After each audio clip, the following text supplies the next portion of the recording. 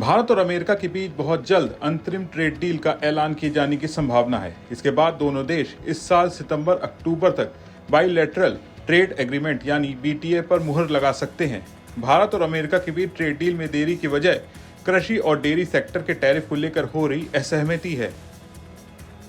इसी को लेकर जीटीआरआई ने भी भारत सरकार को सुझाव दिया था कि अमेरिकी दबाव में न आए और अपनी शर्तों पर ही ट्रेड डील को मंजूरी दे। इसके बाद अब एसबीआई ने भी डेयरी सेक्टर को लेकर चेतावनी जारी की है। रिपोर्ट के मुताबिक अगर भारत का डेयरी सेक्टर अमेरिकी आयात के लिए खोला गया तो इससे भारतीय डेयरी किसानों को सालाना करीब 1.03 लाख करोड़ रुपए का नुकसान होगा।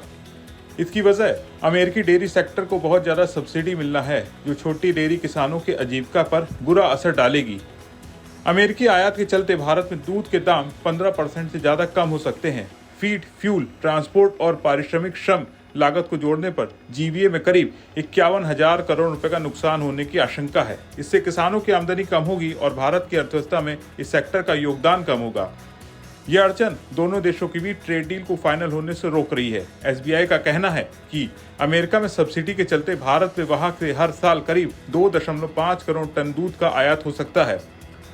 ग्रॉस वैल्यू एडेड में ये सेक्टर 2.5 से 3% यानी करीब 7.5 से 9 लाख करोड़ रुपए का योगदान करता है। इस सेक्टर में करीब 8 करोड़ लोग काम करते हैं, यानी प्रति 1 लाख रुपए रेवेन्यू पर औसतन एक व्यक्ति को काम मिलता है। हालांकि रिपोर्ट में यह भी कहा गया है कि अगर भारत और अमेरिका दूसरे सेक्टर्स में ट्रेड डील करते हैं तो इसके कई फायदे हो सकते हैं। मिसाल के तौर पर भारत अभी अमेरिका को ऑर्गेनिक खाद्य पदार्थ और मसाले जैसे ज्यादा कीमत वाले कृषि उत्पादों का $1 अरब से भी कम का निर्यात करता है। अमेरिका में इनकी मांग को देखते हुए ट्रेड डील होने पर इनका एक्सपोर्ट $3 अरब तक बढ़ाया जा सकता है। सैनिटरी और फोटो सैनिटरी प्रतिबंध खत्म होने पर आम, लीची, केला जैसे फल और सब्जियों का निर्यात भी बढ़ सकता है।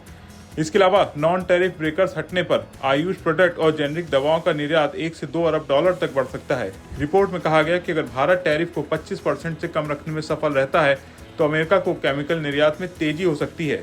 इस क्षेत्र में चीन और सिंगापुर के बाजार के एक हिस्से पर भारत कंट्रोल करता है। अगर भारत इन दोनों देशों के 2% निर्यात को भी हथियाने में सफल रहा तो इससे जीडीपी को 0.2% का फायदा होगा। एसबीआई ने बाकी फायदों में आसान वीजा नियम, आउटसोर्सिंग के ज्यादा मौके, कोल्ड स्टोरेज और प्रिसीजन खेती में अमेरिकी निवेश, फीड मशीनरी और वेटनरी प्रोडक्ट जैसे कृषि इनपुट की कम लागत को गिनाया है। इस पूरे मामले पर आपका क्या सोचना है, कमेंट करके जरूर बताएं और बने रहें बिस्तक के साथ।